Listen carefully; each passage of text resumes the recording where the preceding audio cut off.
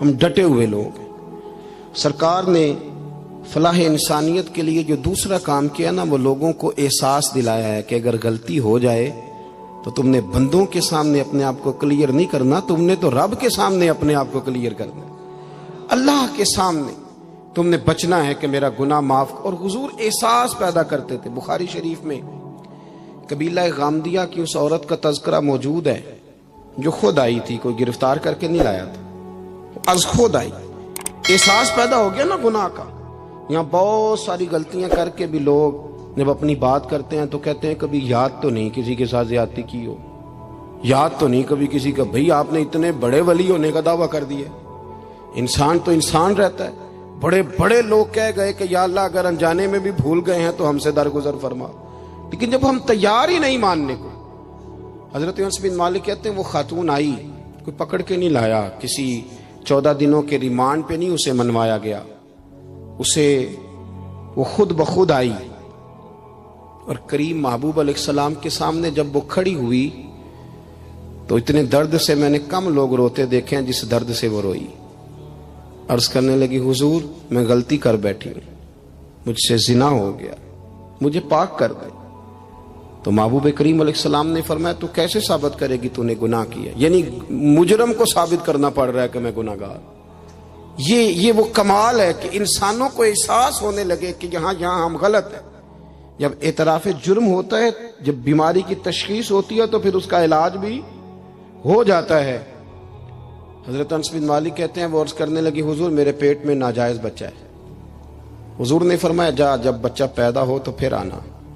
وہ 8 ماہ کے بعد آئی تو اس کی گود میں پھول سا بچہ تھا۔ حضور نے فرمایا واپس جا، جب روٹی کھانے لگ جائے تو پھر آنا۔ وہ 2 سال 2.25 سال دودھ پلاتی رہی، پھر جب آئی تو بچے کے ہاتھ میں روٹی کا ٹکڑا تھا۔ کریم محبوب صلی اللہ تعالی علیہ وسلم سے آ کے جب اس نے بات کی تو وہ درد سے روئی، کہنے لگی یا رسول اللہ 3 سال ہونے کو ہیں، میں نے گناہ کیا ہے، میں ساری رات سو نہیں پاتی۔ حضور تڑپتی، اگر اس حال میں مر گئی تو اپنے رب کو کیا منہ دکھاؤں، مجھے پاک کر دے، میرے حال پہ رحم فرمائے۔ محبوب کریم صلی اللہ علیہ وسلم نے بچہ ایک صحابی کو دیا، فرمایا بچوں کی طرح پالنا، اور کہا اسے لے جاؤ، پتھر مار مار کے اسے سنسار کر دو۔ صحابہ کہتے ہیں اسے پتھر لگ رہے تھے اور حضور بے چینی کے ساتھ ٹہل رہے تھے۔ آ کے خبر دی حضور وہ تو وصال کر گئی، انتقال ہو گیا۔ فرمایا یہاں تک تو بات اس کی تھی۔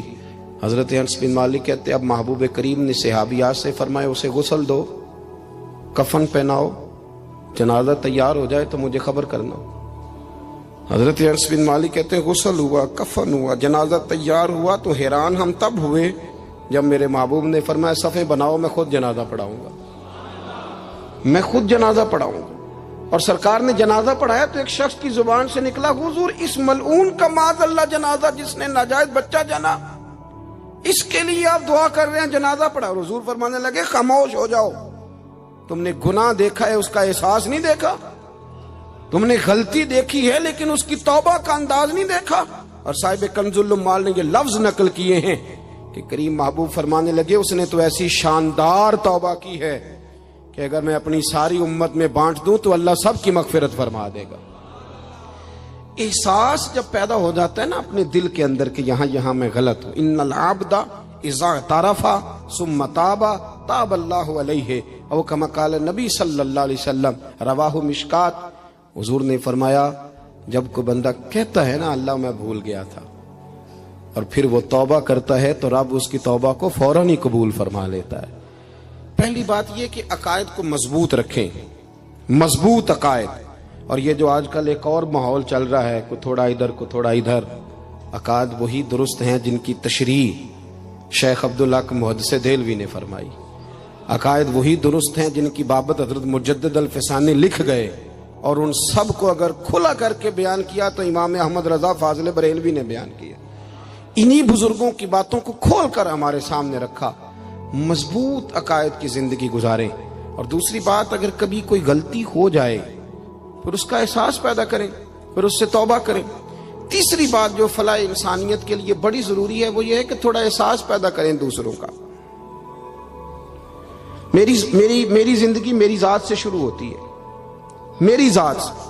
میرے سے ہنس کے بولو، میری بات مانو، میرے پیچھے چلو، میرے آرام میں خلل نہ آئے، میری طبیعت کے بھئی آپ کی طبیعت کے مطابق چلیں تو پھر تو آپ بہت بڑے خود غرض ہوئے کہ آپ نے صرف اپنے لیے سوچا. محبوب کریم کا کمال یہ تھا کہ حضور نہ دوسروں کا بڑا احساس فرماتے تھے. آپ بخاری مسلم کی وہ حدیث پڑھیں تو حیران ہو جائیں کہ سرکار فرماتے ہیں میں جب نماز کی نیت باندھتا ہوں تو میرا دل کرتا ہے میں لمبی نماز پڑھاؤں. جب میرا کسی کام کرنے کو دل کرے تو پھر میں ساری دنیا کو چلنی پڑے تو میں کر جاتا ہوں.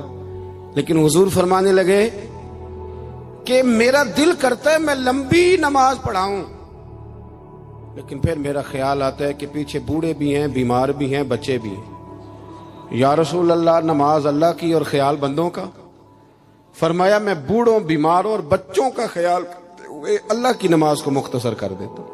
احساس جب طبیعت ہمارے ہاں نا تیزی کے ساتھ احساس ختم ہوا ہے. تیزی کے ساتھ ہم نے اتنی نفی شروع کی. ہمارے تو اہل تصوف میں الا ماشاءاللہ اب تربیت کا طریقہ یہ ہے کہ صرف میں ہوں، میرے سوا کوئی بھی نہیں. حالانکہ طریقت تو اس کا نام تھا کہ میں نہیں باقی سارے ہی ہیں. وہ تو دوسرے کا اثبات کر کے اپنی نفی کرتے تھے، اور یہاں بار بار اپنا اثبات. احساس جب پیدا ہوتا ہے، احساس، پھر اس کے اندر توانائی آتی ہے. پھر انسان اپنے لیے نہیں دوسروں کے لیے جینے میں بھی خوشی محسوس کرتا ہے. پھر وہ محسوس کرتا ہے کہ میں کوئی ایسا درخت نہیں کہ جس کی نہ شاخیں ہوں نہ پتے ہوں. پھر وہ کہتا ہے میں درخت ہوں پر شجرے سایہ دار ہوں. کوئی آئے گا تو پھل بھی کھائے گا، کوئی آئے گا تو چھاؤں میں بھی بیٹھے گا، کوئی آئے گا تو اسے خیر بھی نصیب ہوگی. طبقات ابن سعد میں ایک بڑی خوبصورت روایت ہے. حضرت عائشہ صدیقہ رضی اللہ تعالیٰ عنہ فرمانے لگیں کہ ایک دن نہ نبی کریم صلی اللہ علیہ وسلم گھر میں تشریف فرما تھے اور طبیعت مبارک بڑی اشاش بشاش تھی. جب کبھی عذاب کی آیات آتی تھی تو غم امت میں پریشان ہو جاتے تھے، اور کبھی رحمت کی آیات آتی تو پھر حضور کا چہرہ پہلے سے بھی زیادہ روشن نظر آتا. پھر اللہ کی رحمت کے حوالے سے اور زیادہ خوشبوئیں دنیا میں پھیل جاتی. فرماتی آج بڑے حشاش بشاش تھے تو مجھے فرمانے لگے عائشہ تیرے ساتھ ایک بات کروں. میں نے کہا حضور میرے تو نصیب جاگ گئے، ضرور کریں. تو حضور فرمانے لگے تم کبھی مجھ سے بڑی راضی ہوتی اور کبھی کبھی نہ کسی اور اہلیہ کے پاس زیادہ وقت گزاروں تو دل میں بات بھی رکھ لیتی ہو. حضرت عائشہ کہتی ہے میں نے فوراً عرض کی حضور میری ماں مجھے روئے، میں اور آپ سے ناراض ہوں گی. تو فرمایا چل سن تو لینا پہلے. یہ احساس کی شدت اس کو ملاحظہ فرمائی. میں سن تو صحیح. یا رسول اللہ صلی اللہ علیہ وسلم حکم فرمائے. تو محبوب کریم صلی اللہ علیہ وسلم فرمانے لگے عائشہ تم کبھی کبھی قسم اٹھاتی ہو، اور جب تمہارے دل میں میرے بارے میں کوئی بات ہونا تو پتہ کس طرح قسم اٹھاتی ہو. تم کہتی ہو مجھے حضرت ابراہیم علیہ السلام کے رب کی قسم ہو، اور جب مجھ سے راضی ہوتی ہو تو پھر کہتی ہو مجھے محمد عربی کے رب کی قسم ہو صلی اللہ علیہ وسلم. حضرت عائشہ صدیقہ کہتی ہیں سرکار نے بات کی تو میں آنکھوں سے رو رہی تھی اور لبوں سے ہنس رہی تھی، اور میں عرض کر رہی تھی یا رسول اللہ آپ اتنا زیادہ خیال فرماتے ہیں. جملوں کا خیال، احساس کہ کوئی کیا سوچتا ہے کیا کہتا ہے. ہمارے اندر تیزی سے وہ چیز، گھروں کے اندر پوری جنگ لگ جاتی ہے. اماں جی کی اور بیگم صاحبہ کی پوری جنگ، اور دونوں نے جیتنا ہے. اس کے اندر اب پتہ نہیں بیچارہ ہارے گا کون، ان دونوں کو جیتنا ہے. مساجد میں جنگ لگ جاتی ہے. میں تھوڑے دن پہلے میں نے دوستوں سے کہا تھا، میں نے کہا یہ جو مسجد کا صدر بناتے ہو نا اس کا نام صدر نہ رکھو، کوئی اور رکھ لو. اس لیے کہ صدر تو سب سے بڑا آئینی عہدہ ہے، تو جب آپ صدر ہی کہہ دیتے ہیں پر اس بیچارے کا دل کرتا ہے کبھی اسمبلیاں ٹوٹنی بھی چاہیے، کوئی تبدیلی بھی ہونی چاہیے. آپ درجہ ہی بڑا اونچا دے دیتے ہو، پریشان ہو جاتا ہے. اندر رٹا بن جاتا ہے. ہمارے ہاں عہدوں کی جنگ ہے، لڑائی ہے. مسئلہ صرف یہ ہے کہ احساس نہیں. اگر احساس ہونے لگے پھر شوق بیدار ہوتا ہے، پھر انسان کسی کو کچھ دے کے راضی ہوتا ہے. پھر اس کا حضرت حذیفہ بن یمان رضی اللہ تعالیٰ عنہ فرماتے ہیں، یہ حدیث امام غزالی لائے اور اپنی سند کے ساتھ